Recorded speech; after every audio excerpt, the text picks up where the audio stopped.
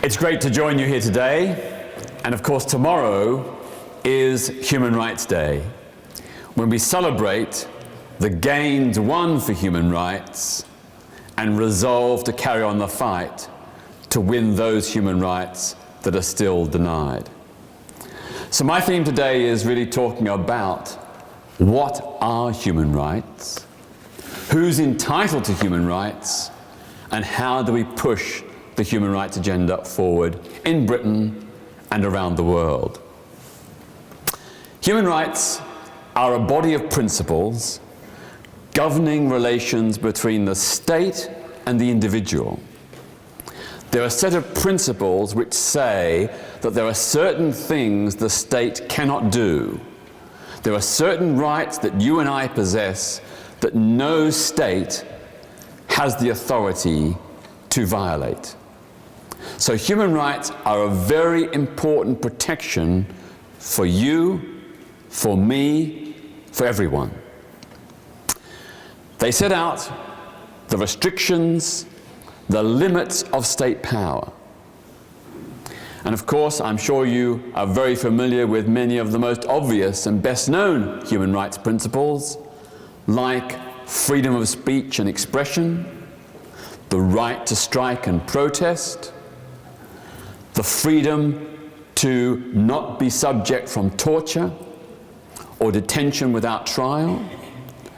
These are all the fundamental basic principles of human rights. And these ideas have evolved over centuries. They haven't been invented in the last decades. They haven't been invented by the West. They are the evolution of ideas that have sprung out of different cultures in different parts of the world over the last 4,000 to 5,000 years. Human rights are based upon reason and ethics. They're not God-given, they're man-made. They're ideas that we collectively as humanity have decided should be the rights and freedoms of all of us. Of course, some of the people who contributed to human rights ideas were people of faith. And there are some aspects of faith that have informed human rights principles. But essentially, the principles of human rights are what we collectively as human beings have decided by reason and ethics should be the protections given to everyone on this planet. When you go back in history and think about it, the first humans were hunters and gatherers. For them, rights revolved around their family and nobody else.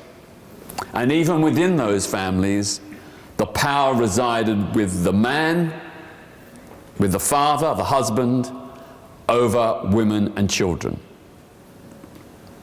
And then gradually, over centuries, over millennia, that idea of rights extended beyond the family, beyond the immediate mother, father, and children, to related tribes and clans. So we had family rights first, then tribal and clan rights, and then gradually that was extended to kingdoms, to nations, and eventually to all of humanity. But that extension to all of humanity has been relatively recent. And even today it is disputed in many countries and many cultures. So there are many countries that say, for example, that if you don't follow a particular religion, you should be punished and persecuted. They don't accept freedom of religion or belief. There are many countries that do not accept freedom of political belief. They say if you don't follow our politics, the politics of our state, you shall be punished and suffer. So, human rights today are still in contention, but they are no longer confined to particular families, tribes, clans, nations, classes, faiths, or political systems. They are universal. And that universality is enshrined in the United Nations Universal Declaration of Human Rights, which was written and agreed in 1948. Now, many people, or some people, think that human rights are a Western invention. But in fact, the people who drafted the Universal Declaration of Human Rights came from many different countries, cultures, faiths, and political systems. Despite their differences, they collectively agreed that these rights should apply to every human being on earth, with no exceptions, no exclusions. I mentioned that human rights are not a modern invention. If you go back to ancient Persia, in the 6th century BC, the Persian ruler Cyrus devised an embryonic concept of human rights. He decided, as a ruler of Persia, that the citizens of Persia should have certain inalienable rights, that there were certain things that he, as the ruler, should not be allowed to do. And you can go to the British Museum in London and see the Cyrus cylinder, where those principles of human rights were inscribed and agreed way back in the 6th century BC. And then look back to ancient India, to the 2nd and 3rd centuries BC, when Ashoka was the ruler. The warlord, the tyrant, had a conversion. He converted to Buddhism and decided to completely reshape the way he governed his Indian kingdom, to put aside war and militarism, to promote peace and understanding between peoples of different faiths and different ethnicities. These were very important, fundamental human rights ideas. And you can go to India and see the great Ashoka Declaration, which even to this day has a relevance and pertinence for people not just in India, but everywhere. Here in Britain, we forced the king to accede to some basic human rights ideas with the Magna Carta in 1215. Well, when I say we, it was primarily the barons who wanted more say in the running of the country, but their demand was supported by many ordinary people. The peasantry of England supported the principles of the Magna Carta. Prior to that time, the king in England had absolute power. He was a tyrant, a dictator. He could do whatever he wanted.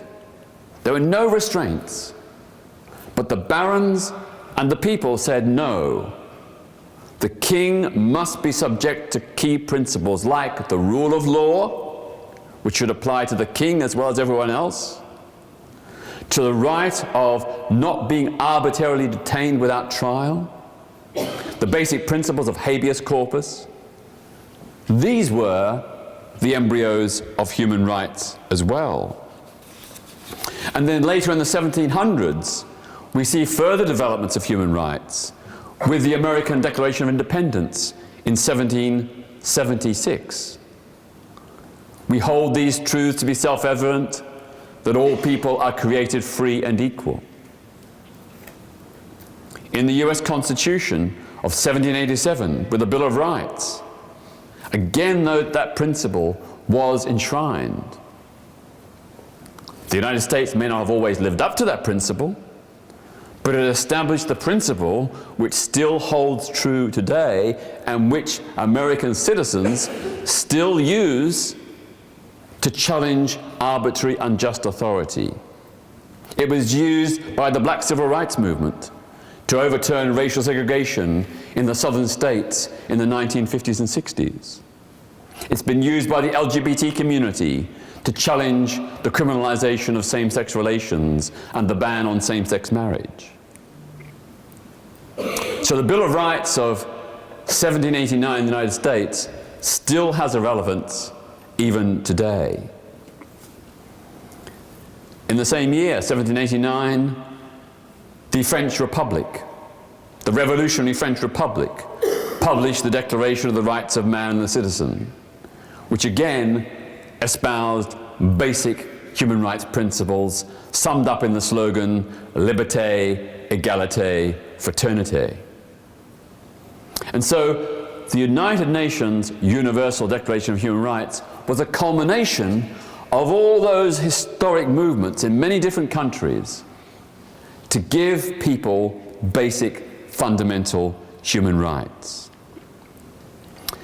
In 1950, in the wake of the Second World War and the horrors of Nazism, European countries came together to enact the European Convention on Human Rights, which again reiterated that all European peoples, no matter who they are, no matter what their background, have certain inviolable, inalienable rights.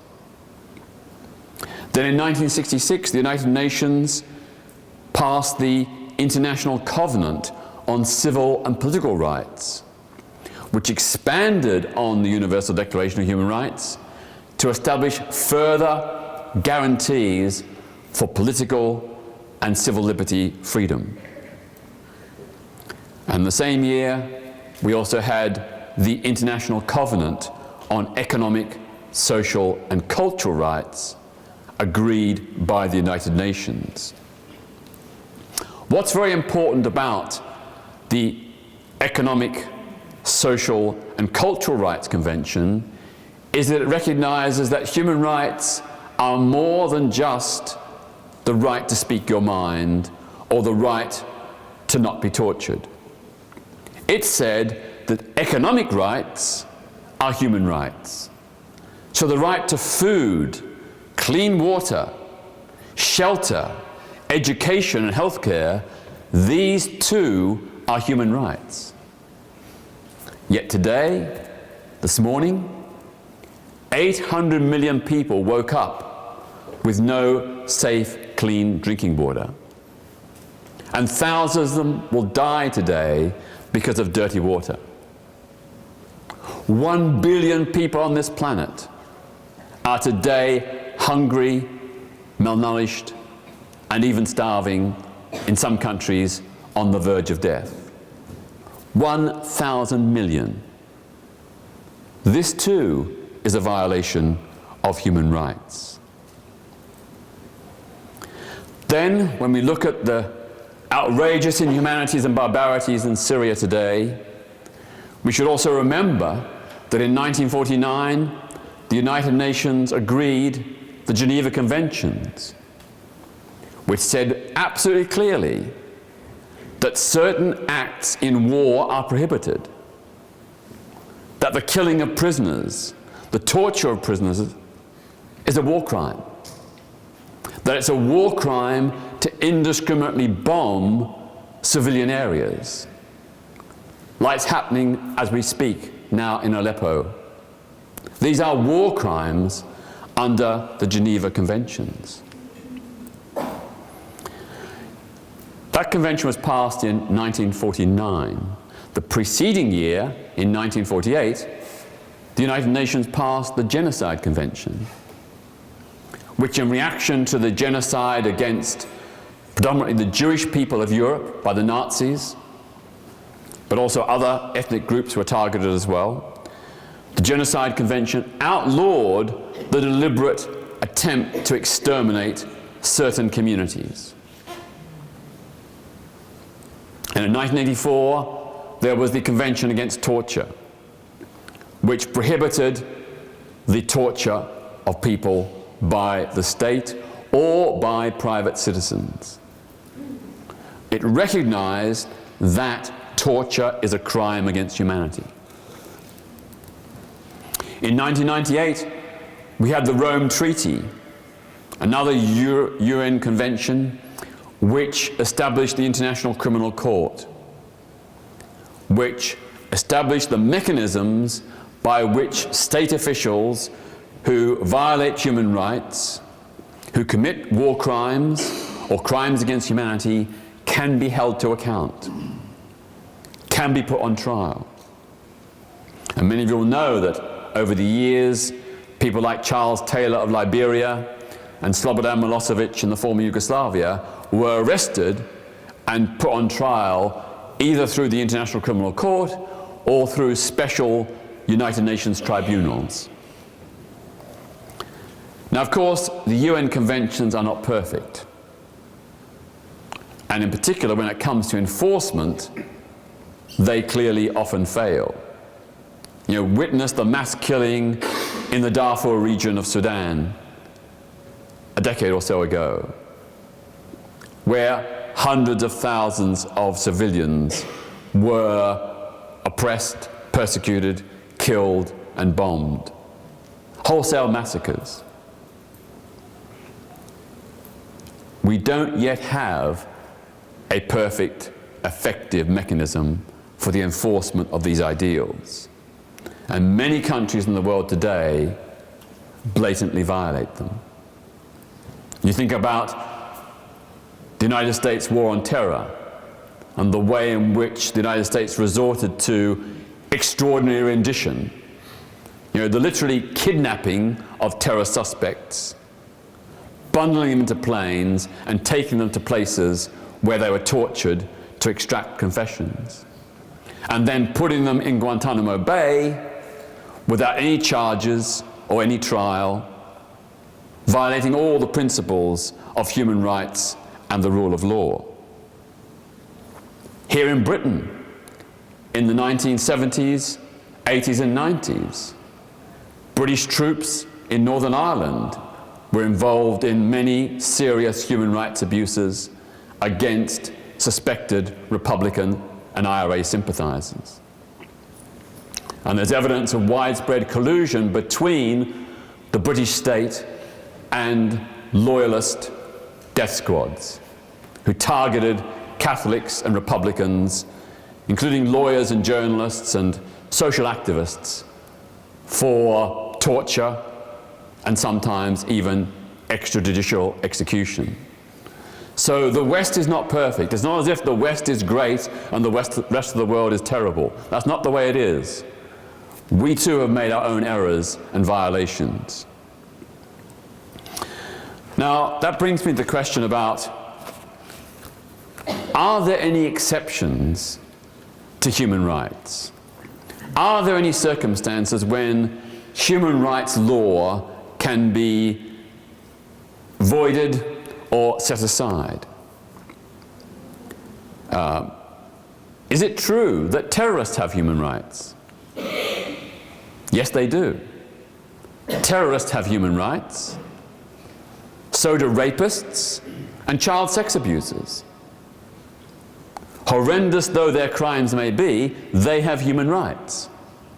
Of course, if they have committed a crime, and there is evidence for that crime, they should be taken to a place of law, they should be put on trial, and they should be duly punished according to law. But they shouldn't be shot dead in the street, or lynched by a mob, or subjected to torture. That would be a violation of their human rights, and the very important principle that a person is innocent until proven guilty.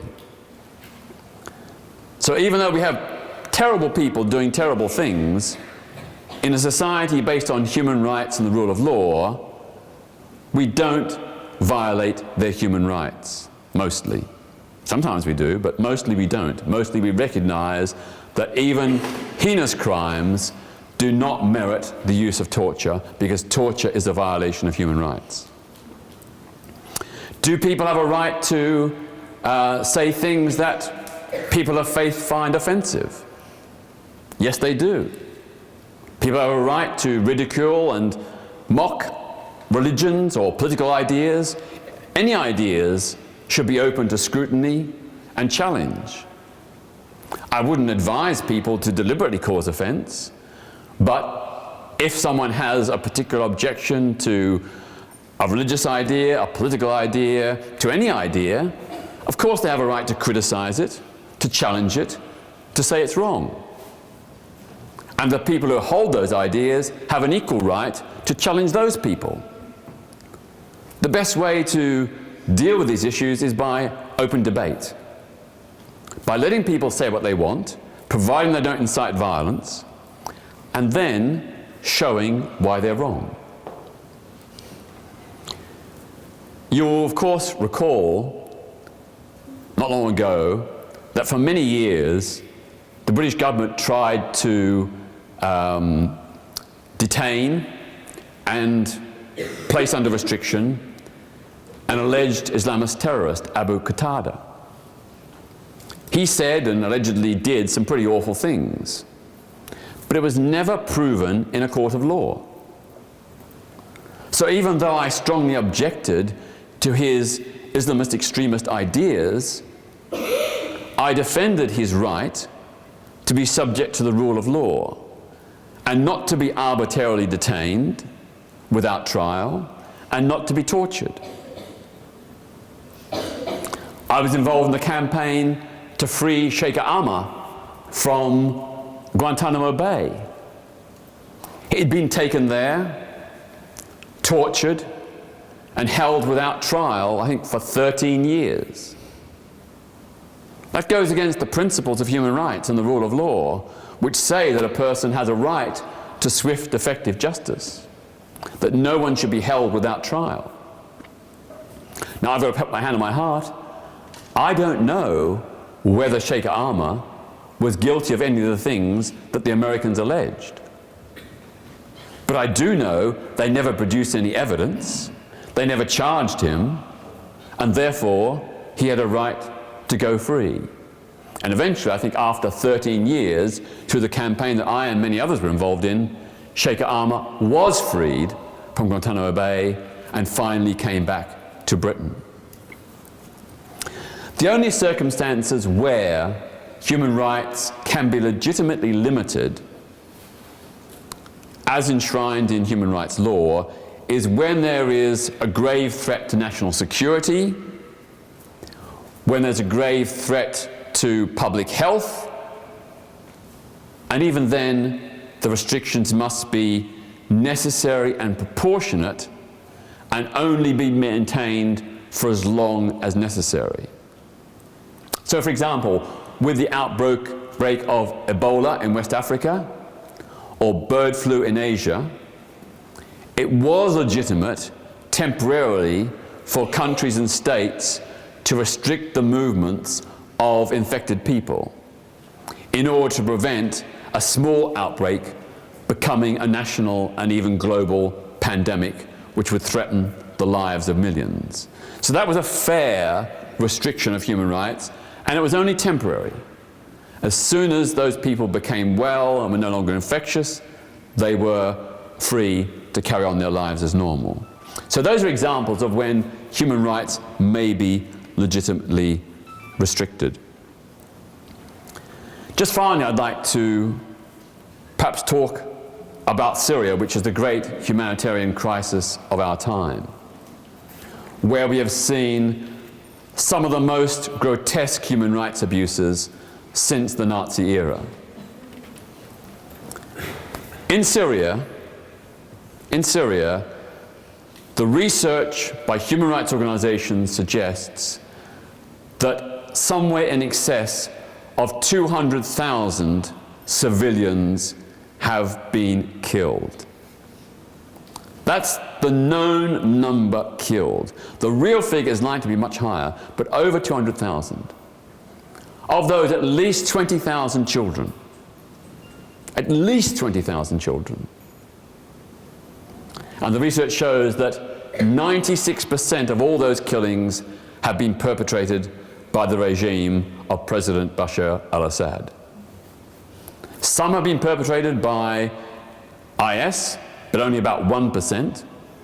And the other 3%, a combination of other Islamists like the Al-Nusra Front, the Kurdish fighters, and some by the international coalition led by the US. The international human rights conventions I talked about were there to protect civilians. But quite clearly, the United Nations has failed.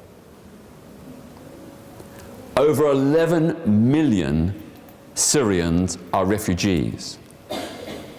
Almost 12% of the entire population of Syria has been killed or injured in the fighting.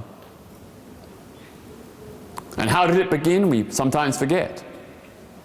It began because the Syrian people en masse protested peacefully in the streets to demand democracy and human rights against the Assad dictatorship. And Assad responded by using his police and army to shoot them dead. A clear violation of human rights. Now the situation is complicated by the advent of Islamic State and other Al-Qaeda affiliated type groups. But let's not forget today in Syria, there are hundreds of thousands of Syrians who are still fighting for democracy and human rights. They are not involved in any violence. They simply want democracy. And in Aleppo today, yes, there are some rebels, even some Islamists, but the vast majority of people in Aleppo, east and west, are civilians. Civilians who want equal human rights for all. There are hundreds of thousands of Syrians involved in their local communities through what is called the local coordination committees. These are grassroots organizations, civic organizations that have sprung up in towns and villages all across Syria where the Assad regime has been forced out. They're like local municipalities, like local councils. People have come together to run the services for the people.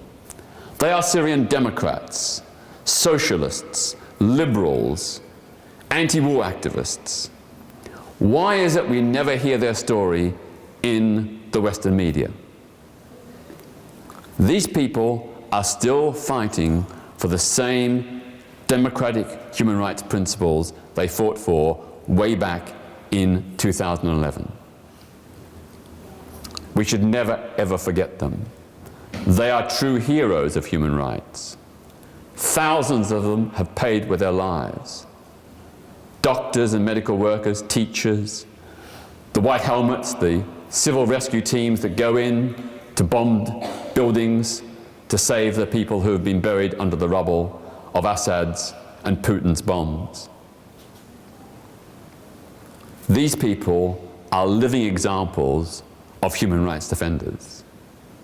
They risk their lives and liberty to defend the principles of human rights as enshrined in the United Nations conventions.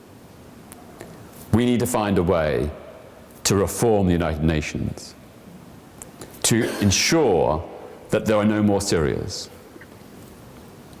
Of course, we've been there before. We said no more Yugoslavia, no more Rwanda, no more Darfur. But it keeps on happening over and over and over again. And one of the problems is that the power in the United Nations resides with the Security Council. And if any one member decides to veto UN action, then nothing can be done. Except that in 1950, the United Nations passed Uniting for Peace, Resolution 377A, which said that if the Security Council fails to act against breaches of peace, the General Assembly by a 2/3 vote has the right to override the Security Council. The question is, why has 377A never been invoked in all these years of the Syria war? Why have we allowed Russia and sometimes China to veto humanitarian aid to besieged areas, to mandate a no-bombing zone, to provide civilian safe havens? Now, Canada has just got 73 countries to sign up to Uniting for Peace, to demand a special emergency UN General Assembly. and it's backed by over 200 human rights NGOs from around the world. It's great, but why has it taken 6 years? And why do the major countries, East and West, fail to sign up to that? Human rights means nothing if we don't enforce it and uphold it. In my view, human rights trumps national sovereignty. Just because a nation state exists doesn't mean it can do whatever it wants to its people. And that applies to Britain and the United States as much as Syria, Zimbabwe, Iran, or any other country. Human rights come first because we are all part of the same human family. An injustice to someone in Syria is an affront and an injustice to all of us. If we allow those injustices to perpetrate in any country, that gives a license to tortures and tyrants everywhere. We have to take a stand and say that we as a global community will stand together with all those who suffer abuses of human rights wherever they are. We have to reform the United Nations and make sure there is a mechanism that there are no more Syrias in future. Thank you very much.